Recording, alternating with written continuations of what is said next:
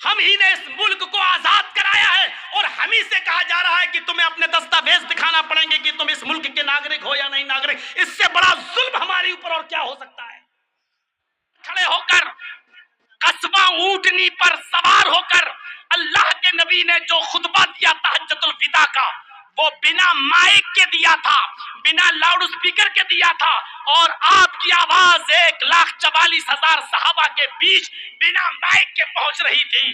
ہمیں ضرورت نہیں ہے ہمارے مائکوں پر بھی پابندی لگا دو یا جو کرنا چاہو کر دو۔ ہماری شریعت حالت مجبوری میں بغیر مائک کے بھی اذان دینے کو جائز قرار دیتی ہے، مجبوری کے درجے میں گھروں پر بھی نماز پڑھنے کی اجازت دیتی ہے، اور لاک ڈاؤن کے ایام میں ہم نے گھروں میں نمازیں پڑھی ہیں۔ ہم نے جمعے کے بجائے ظہر کی نماز اپنے گھروں میں ادا کی ہے۔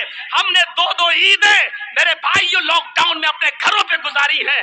دو مہینے رمضان کی دو مہینے کی تراویحیں 2 سال کی میرے بھائیوں گھروں پر پڑھی گئی ہیں۔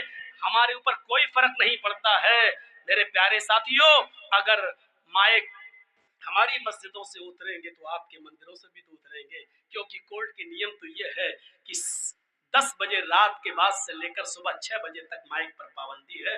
میرے بھائیوں ذرا اپنی بھی سوچو، ہمارے یہاں تو یہ ہے کہ ہم جرجیت صاحب کی آواز بھلے ہی 5-10 ہزار آدمیوں میں نہ پہنچ پائے بغیر مائک کے، لیکن ہمارے لیے نمونہ موجود ہے۔ 1,44,000 صحابہ کو جو خطبہ دیا تھا اللہ کے رسول نے، وہ بنا مائک کے دیا تھا۔ قصبہ اونٹنی پر کھڑے سوار ہو کر آپ نے وہ خطبہ دیا تھا 1,44,000 صحابہ کو۔ ہمیں کیا ڈراتے ہو؟ مصلحت کا تقاضا ہے، سمجھوتا کر لیتے ہیں، اور سمجھوتا کرنا تو ہمیں ہمارے نبی نے سکھلایا ہے۔ نہیں چلنا چاہتا ہوں اس طرف۔ صلح حدیبیہ پوری کی پوری بھری پڑی ہے وہ داستان، ایسی صلح، ایسا سمجھوتا عقل بھی نہیں کہتی کہ اتنا دب کر سمجھوتا کرنا چاہیے۔ اے محمد صلی اللہ علیہ وسلم، اس مرتبہ آپ جائیے اور آپ کے صحابہ جائیں، ہم آپ کو عمرہ نہیں کرنے دیں گے۔ آئندہ سال آپ آئیے گا، ٹھیک ہے، چلے جاتے ہیں۔ آئندہ سال آپ آئیں گے، 3 دن سے زیادہ آپ کو مکے میں رہنے کی اجازت نہیں دی جائے گی۔ یا اللہ، مکے میں ہمارے باپ دادا کے گھر آج بھی موجود، اور ہم ہی کو ہمارے گھروں سے روکا جا رہا ہے۔ ہمارے باپ دادا کی زمینیں آج بھی مکے میں پڑی ہوئی ہیں، اور ہم ہی سے کہا جا رہا ہے کہ مکے میں 3 دن سے زیادہ نہیں رکنے دیا جائے گا۔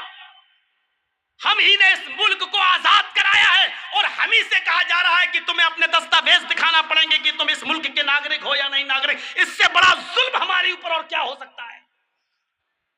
لیکن اس کے باوجود اللہ کے نبی نے کہا ٹھیک ہے، ہم 3 دن سے زیادہ مکے میں نہیں رکیں گے۔ اس سال نہیں جائیں، ٹھیک ہے، جا رہے ہیں واپس۔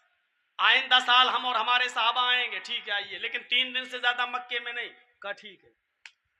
ہمارے آدمی، ایک اور شرط، ہمارے آدمی تلوار لے کر گھومیں گے ننگی کھلی ہوئی، اور آپ کے صحابہ تلوار لا تو سکتے ہیں لیکن تلوار میان میں ہوگی، کھلی ہوئی تلوار لے کر نہیں۔ ہمارے آدمی تلوار لے کر گھومیں گے لیکن آپ کے آدمی تلوار لے کر نہیں۔ آپ نے کہا ہم لڑنے کے ارادے سے آئیں گے ہی نہیں، اس لیے ہمیں تمہاری یہ شرط بھی منظور ہے۔ اور چوتھی شرط، ہمارا کوئی آدمی بھاگ کر اگر مدینے جائے گا تو آپ کو واپس کرنا ہوگا، اور آپ کا کوئی آدمی اگر بھاگ کر مکے میں آ گیا ہمارے پاس تو ہم اسے واپس نہیں کریں گے۔ اللہ کے نبی نے کہا مجھے تمہاری یہ شرط بھی منظور ہے۔ سگنیچر ہونے لگے، کافروں کی طرف سے نمائندگی کر رہا تھا سہیل، قریش کا سردار بن کر آیا۔ اللہ کے نبی نے لکھ دیا کہ محمد رسول اللہ کو یہ ساری شرطیں منظور ہیں، لکھوا دیا۔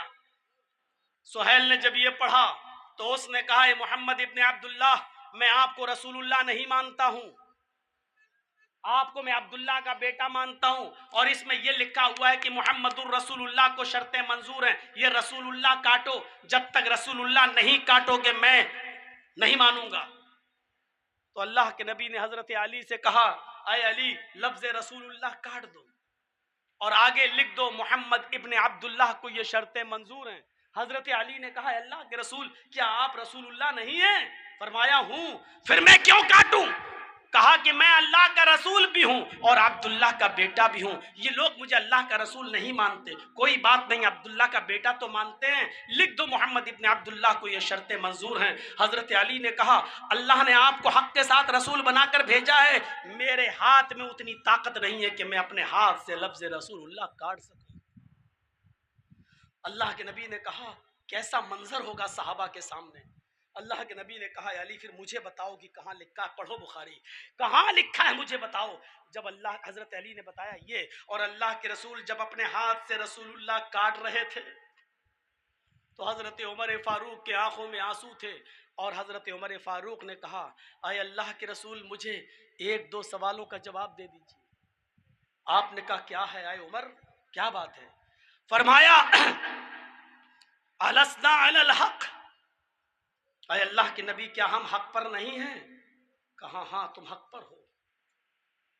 اے اللہ کے نبی کیا یہ غلط نہیں ہے؟ کہا ہاں یہ غلط ہیں. کہا اے اللہ کے نبی اگر آج آپ جہاد کا حکم دے دیں اور ہم ان سے لڑنے لگیں، اگر ہم ان کو مار دیں، لڑتے لڑتے ان کو قتل کر دیں، تو کیا یہ جہنم میں نہیں جائیں گے؟ قتلاہم فی النار، کیا ان کے مقتول جہنم میں نہیں جائیں گے؟ فرمایا ہاں جائیں گے.